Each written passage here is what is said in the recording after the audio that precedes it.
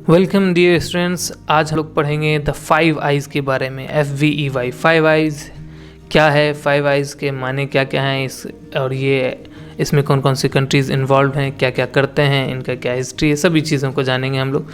चलिए स्टार्ट करते हैं। तो जो 5 आइज़ है, 5 आइज़ एक इंटेलिजेंस अलायंस है ना। 5 देशों के बीच ये एक इंटेलिजेंस अलायंस है।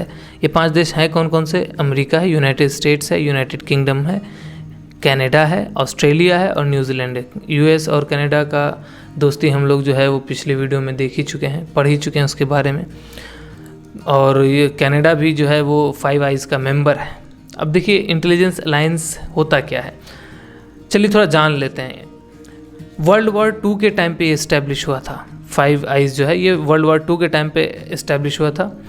और ये सारे नेशंस करते क्या हैं? ये सारे नेशंस जो हैं इंटेलिजेंस शेयरिंग करते हैं बहुत ज़्यादा एक दूसरे के साथ। इंटेलिजेंस रिपोर्ट्स वो शेयर करते हैं। इनका मेन फोकस होता है सिजेंट पे, दैट मीन्स कि सिग्नल्स इंटेलिजेंस पे और सर्वेलेंस पे। देखिए दोनों का माने हम लोग समझ लेते हैं। सिग्नल इंटेलिजेंस या सिजेंट जो होता है वो होता है कि जो भी सिग्नल्स कैप्चर किए गए, चाहे वो रडार हो, चाहे वो रेडियो वेव्स हों, जो भी जिस भी तरीके का सिग्नल्स कोई कंट्री ट्रांसमिट कर रहा है उसको हम लोग इंटरसेप्ट करके या फिर उसको कैच करके हम उसको समझते हैं।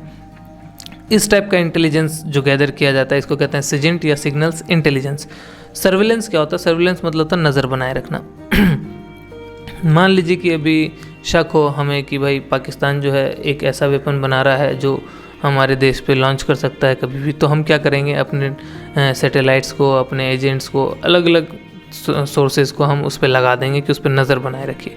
तो जब हम किसी पे नज़र बनाए रखते हैं और वो है ना, उससे जो हम लोगों को इन्फॉर्मेशन गैदर होता है ये कहलाता है सर्वेलेंस।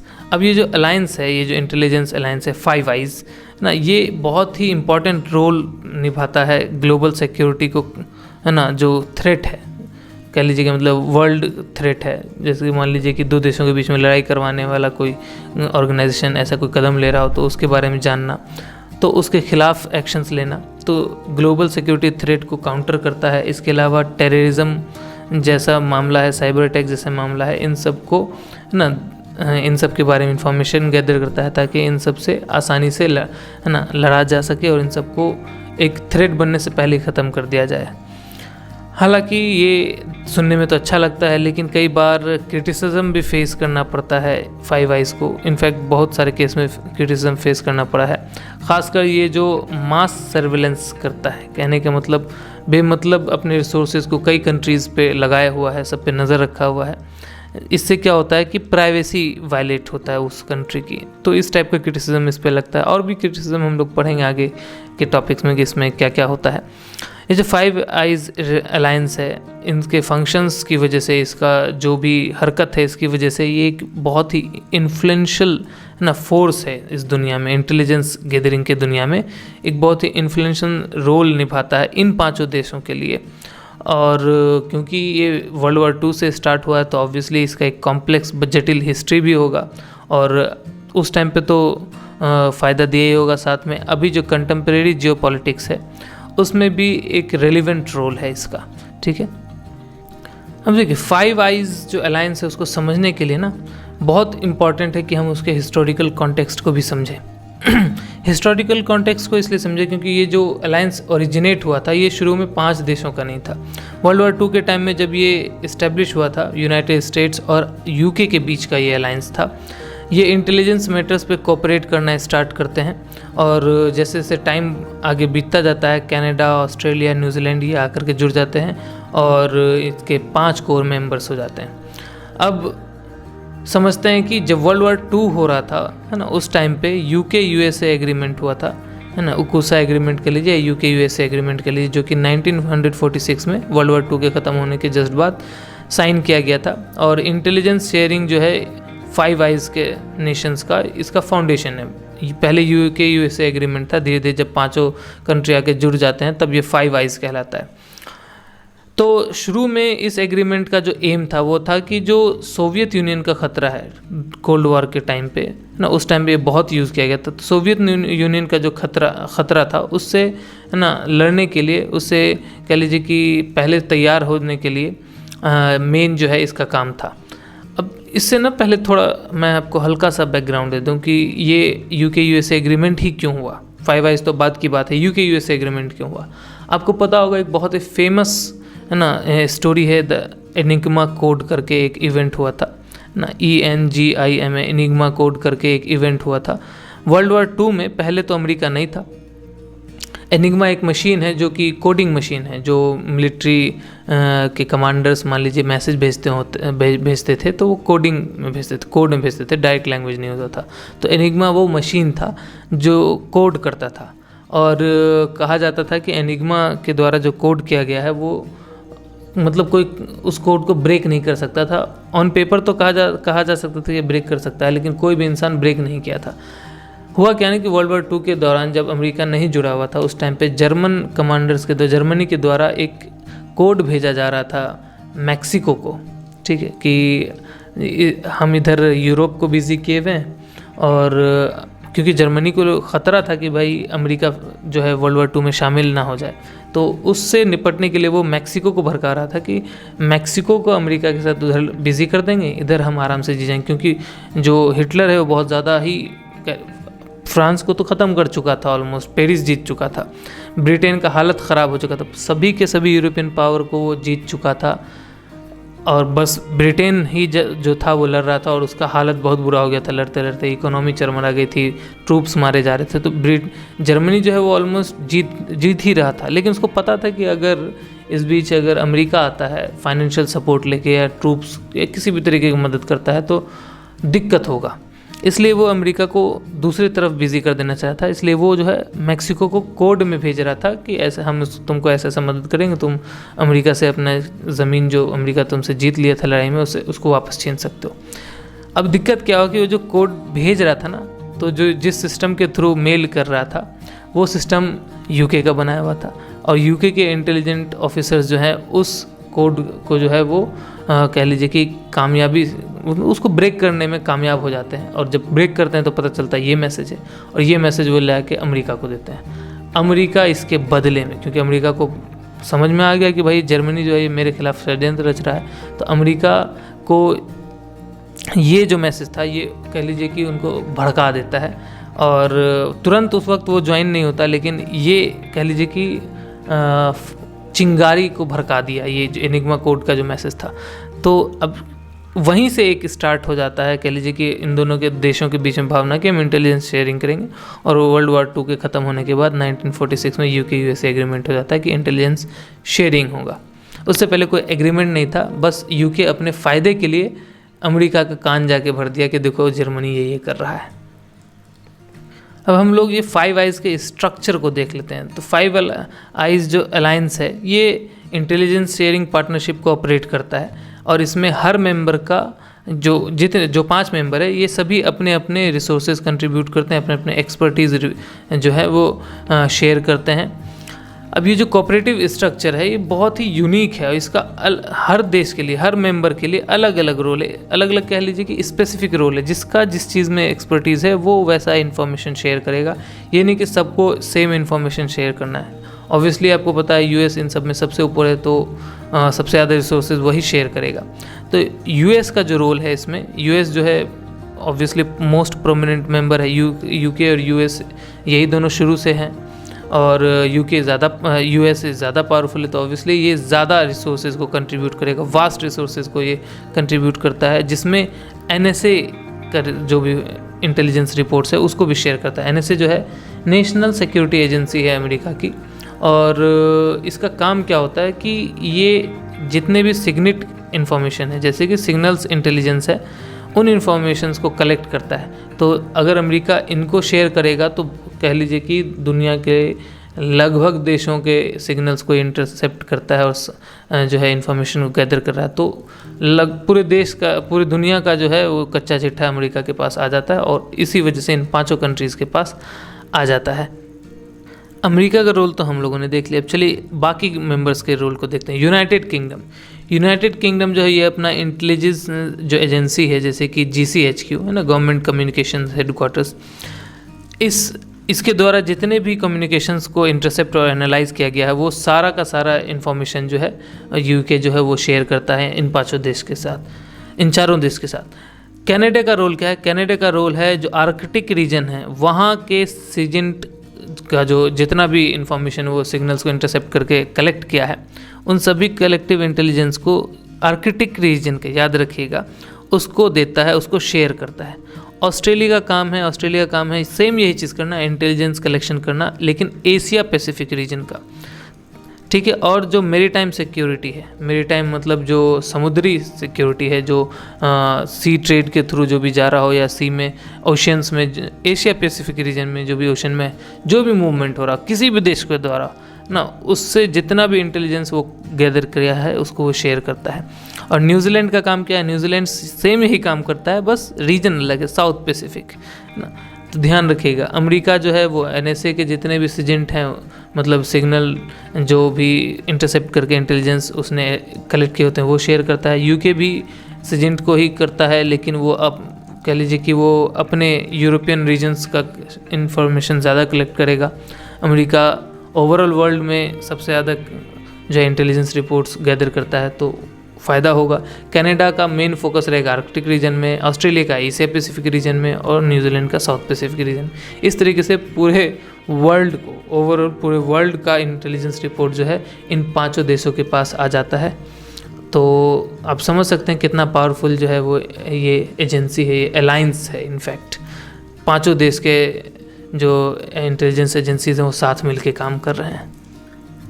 चलिए अब देखते हैं कि ये लोग करते क्या हैं, क्या क्या कैपेबिलिटी है। तो ऑब्वियसली बहुत वाइड रेंज इन सब की कैपेबिलिटीज़ की, इनकी जो क्षमताएं हैं वो बहुत वाइड रेंज की हैं। लेकिन मेजर हम लोग पढ़ लेते हैं कि ये करते क्या क्या है। 5 आइज़ जो क्या कहते हैं इंटेलिजेंस अलायंस है, उसका काम होता है ऑब्वियसली इंटेलिजेंस एक्टिविटीज़ जो मेन सिजेंट कलेक्शन है ना, सिग्नल जो इंटेलिजेंस वो कलेक्ट करते हैं रडार्स के थ्रू या जो भी इंटरसेप्शन कर रहे हैं उसके थ्रू, उसको उसमें ज़्यादा उनका फोकस रहता है। और इसमें इन एक्टिविटीज़ में सबसे ऊपर है मास सर्वेलेंस, कि इन पांचों मेंबर का काम है मासिव अमाउंट में, बड़े अमाउंट में इलेक्ट्रॉनिक कम्युनिकेशंस डाटा को कलेक्ट करना, जैसे कि ईमेल्स को, फ़ोन कॉल्स को, इंटरनेट ट्रैफिक को, है ना, चाहे वो टैपिंग करना पड़े अंडर सी केबल को या सैटेलाइट को मॉनिटर करना पड़े। देखिए हर देश में जितने इम्पॉर्टेंट कॉल्स जो जा रहे हैं, चाहे वो प्राइम मिनिस्टर के जा रहे हों या मिलिट्री के ऑफिसर्स के जा रहे हों, इन सब के फ़ोन कॉल्स, ईमेल्स, है ना, जो भी रेडियो वेव्स के थ्रू जा रहे हों, सैटेलाइट्स के द्वारा जो भी वेव्स जा रहे हों, उनको इंटरसेप्ट करना, या फिर अंडर सी केबल्स जो हैं, जो समुद्र के अंदर केबल्स बिछाए हुए इंटरनेट के लिए, उनको टैप करना, या सैटेलाइट, है ना, को मैंने मॉनिटर करना अलग अलग देश के, इन सब से इन्फॉर्मेशन को गैदर करते हैं। तो अब सोचिए, इसलिए मास सर्वेलेंस है, क्योंकि एक देश पे सिर्फ और सिर्फ एक देश के कुछ फ़ोन कॉल्स को नहीं टैप कर रहा है, बल्कि कई देशों के कई फ़ोन कॉल्स, कई ईमेल्स को ये जांचता रहता है। तो मास सर्वेलेंस करता है, बड़े पैमाने पे सर्वेलेंस करता है, नज़र बनाए रखता है। दूसरा है code breaking and crypto analysis. देखिए जो इनक्रिप्शन होता है और जो इनक्रिप्टेड कोड्स होता है, जैसे कि मान लीजिए आप लोग को पता होगा कि जो टॉप सीक्रेट्स होते हैं या जो गवर्नमेंट और जो मिलिट्री के जो भी मेल्स होते हैं वो इनक्रिप्टेड होते हैं। तो इसका काम सिर्फ सिर्फ कलेक्ट करना नहीं, अब क्योंकि इनक्रिप्टेड अगर मेल आएगा तो उसको, है ना, कह लीजिए कि उसको खोलकर देखना पड़ेगा, डी इनक्रिप्ट करना पड़ेगा, है ना, उसके इनक्रिप्शन कोड को ब्रेक करना पड़ेगा, तभी तो अंदर का मैसेज पता चलेगा क्या है। अब मैं अगर किसी को कह दूं कि भाई कि मान लीजिए कि सोनू जो है आम खाया, मैं एक मिलिट्री ऑफिसर हूँ और मैं प्राइम मिनिस्टर को कह रहा हूँ कि सोनू ने आम खाया, क्या करूँ? और जो क्या कहते हैं प्राइम मिनिस्टर वो कहते हैं कि नहीं, पेट खराब हो जाएगा तो उसको दबा दो। ये तो नॉर्मल लैंग्वेज है, लेकिन हो सकता है इसके पीछे ये मैसेज हो कि भाई हम कह रहे हैं कि पाकिस्तान जो है वो कुछ टेररिस्ट को हेल्प करके इंडिया के बॉर्डर में घुसा दिया है, और पीएम कह रहे हैं कि भाई उसको ख़त्म करो, साफ़ करो, कुछ भी हमला, कुछ भी कह लीजिए कि बड़ा होने से पहले साफ़ कर दो। तो इन कोड वर्ड्स को, इन कोडेड मैसेजेस को, इनक्रिप्टेड मैसेजेस को ब्रेक करना और उससे माने निकालना, तो ये भी काम करता है।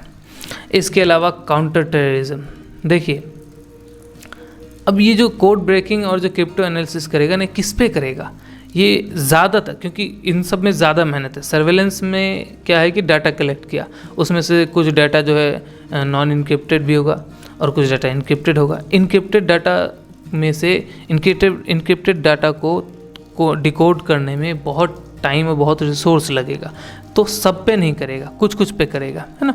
इनकोडेड जो कम्युनिकेशंस हैं उनको डिक्रिप्ट करने के लिए इसको प्रायोरिटी देना पड़ेगा। तो प्रायोरिटी किसको देगा?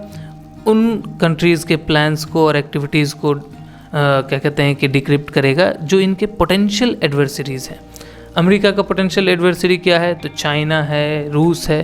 तो इनके में जो भी जो भी कोडेड मेल्स होंगे, जो भी कोडेड कह लीजिए कि जिस भी तरह का कम्युनिकेशन जो है इनको मिला होगा, उन सबको ये डिकोड करेंगे।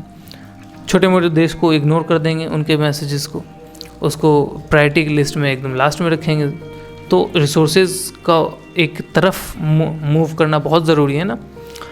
हाँ, तो चलिए वापस आते हैं काउंटर टेररिज्म में। काउंटर टेररिज्म मतलब FVEI जो है, 5 आइज़ जो है, इसके जितने भी नेशंस हैं साथ में इंटरनेशनल टेररिज्म के ख़िलाफ़ लड़ाई करते हैं। अब कैसे लड़ाई करते हैं? तो ये जितने भी टेररिस्ट ऑर्गेनाइजेशंस हैं, जो भी टेररिस्ट जो हैं इंडिविजुअल्स हैं, उन सब का ठिकाना, ऑर्गेनाइजेशन कहाँ फंक्शन कर रहा है, किस तरीके फंक्शन कर रहा है, इसके कमांडर कौन है, इसमें कितना मेंबर है, जितना भी इंफॉर्मेशन कलेक्ट होता है वो आपस में शेयर करते हैं, ताकि एक दूसरे कंट्री को अगर ख़तरा हो तो उससे पहले निपटा जाया जा सके। इसके अलावा साइबर सिक्योरिटी आजकल बहुत इम्पॉर्टेंट है, क्योंकि ज़्यादातर चीज़ें डिजिटल हो चुकी हैं और डिजिटल चीज़ों जितना हम लोग जो है अपने रिसोर्सेज को बढ़ा रहे हैं, उतना हम लोग अपने प्राइवेसी को भी ख़तरे में डाल रहे हैं। तो एज ए नेशन सभी देश ये श्योर करता है कि उसका वो क्या कहते हैं प्राइवेट चीज़ें जो वो प्राइवेट ही रखना चाह रहा हो वो पब्लिक ना हो। इसके लिए साइबर सिक्योरिटी बहुत इंपॉर्टेंट है। तो ये जो अलायंस है, ये क्रिटिकल इंफ्रास्ट्रक्चर को बचाने के लिए, प्रोटेक्ट करने के लिए इन साइबर थ्रेट्स, हैकिंग वगैरह सबसे, है ना, इसके ख़िलाफ़ उसके पास टीम है, उसके ख़िलाफ़ काम करता है। अगर मान लीजिए कि कोई बढ़िया हैकर अगर हैक करना चाहे अमेरिका के वेबसाइट को या कनाडा के वेबसाइट को, तो इन 5 देशों के जो रिसोर्सेज हैं वो उसमें लग जाएंगे, ताकि उसको पकड़ें और उसको सज़ा दिलाएं।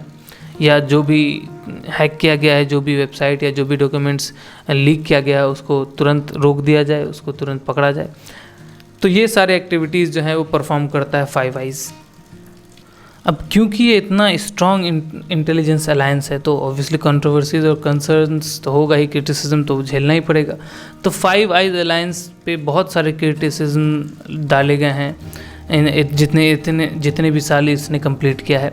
इतने सालों में इस पर बहुत सारा कंट्रोवर्सीज़ है, बहुत सारे गवर्नमेंट ने इसको क्रिटिसाइज़ किया, बहुत सारे ऑर्गेनाइजेशन ने इसके हरकत को क्रिटिसाइज़ किया। उन्हीं में से कुछ हम लोग पढ़ लेते हैं। ऑब्वियसली क्रिटिसिज्म किस पे होगा? तो प्राइवेसी से रिलेटेड होगा, सर्विलेंस से होगा, अकाउंटेबिलिटी से, इसके ज़िम्मेदार कौन, क्यों ऐसा किया जा रहा है। 3 मेजर चीज़ है कंट्रोवर्सी या कंसर्न से रिलेटेड कि 5 आइज़ डेंजरस क्यों हो सकता है किसी भी नेशन के लिए।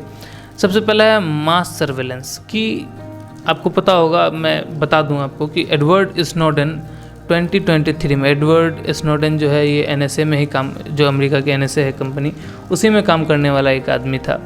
और बाद में इसे लगा कि भाई ये चीज़ें तो गलत हो रही हैं, तो NSA के बहुत सारे पेपर जो है इसने लीक कर दिए, पब्लिक अफेयर्स में ला दिए, लोगों के सामने जागरूक कर दिए। और फिर वहाँ से भाग गया। भागने के बाद जा कर के रूस में इस्टेब्लिश हो गया, रूस का इसको सिटीजनशिप भी मिल गया है और अब वो रशियन सिटीज़न हो गया है।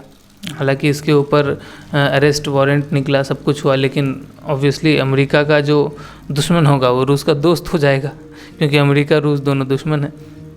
तो एडवर्ड स्नोडेन ने जब कई सारे पेपर्स को लीक किया NSA के, तो वहाँ से पता चला कि कितने बड़े पैमाने पे जो है मास सर्विलेंस हो रहा था FVEI मेंबर्स के द्वारा, जिससे कि अब क्योंकि वो जो लीक किया वो पेपर में आया तो लोगों के बीच डिबेट हुआ, लोगों के बीच लॉ मेकर्स के बीच डिबेट हुआ कि क्या लीगल है, क्या सही है, क्या मोरल है, एथिक्स पे सवाल उठे, सब चीज़ पे।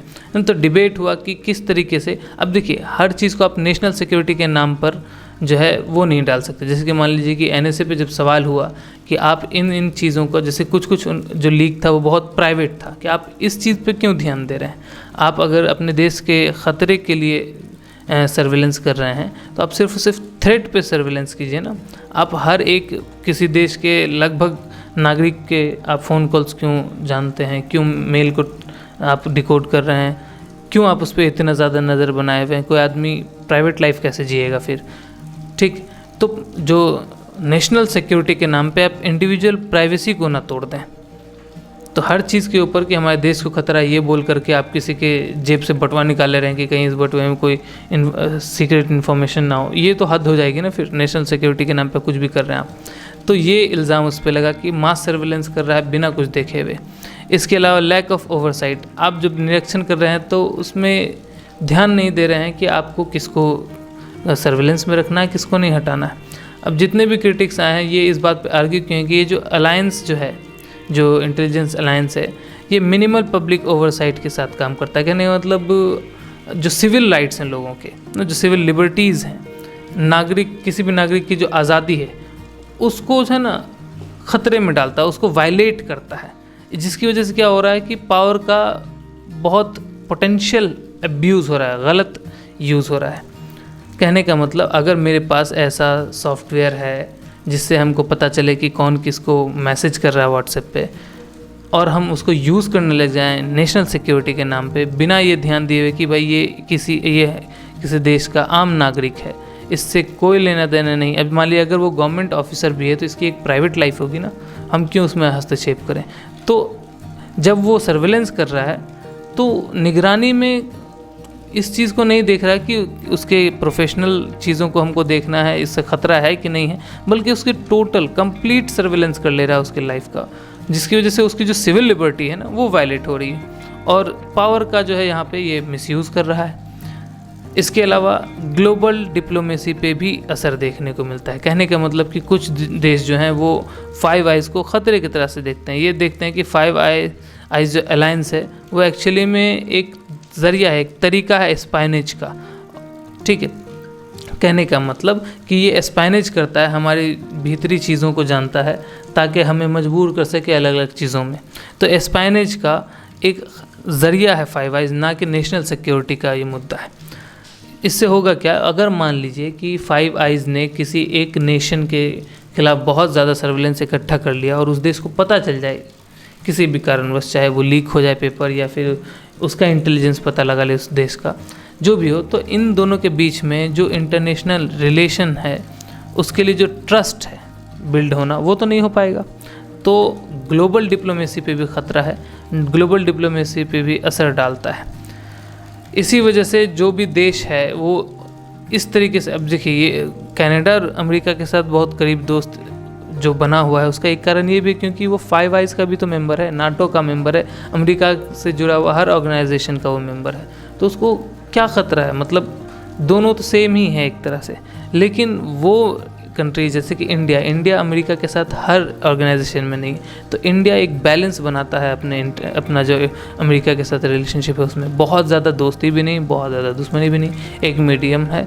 अपने फ़ायदे के लिए अमेरिका से जितनी ज़रूरत है उतनी दोस्ती करता है, जहाँ ज़रूरत नहीं है दोस्ती की वहाँ दुश्मनी भी नहीं करता है। तो बस आज के चैप्टर में इतना ही। आई होप आप समझ पाए होंगे। इससे रिलेटेड कोई भी डाउट हो तो प्लीज़ कमेंट बॉक्स में उसको डालिए और ज़रूर उस पर आपको रिस्पांस देखने को मिलेगा।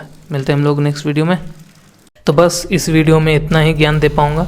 ज़्यादा ज्ञान पाने के लिए आप इस चैनल को सब्सक्राइब कीजिए, वीडियो पसंद आया तो लाइक कीजिए और अपने नालायक दोस्तों को ज़रूर शेयर कीजिए।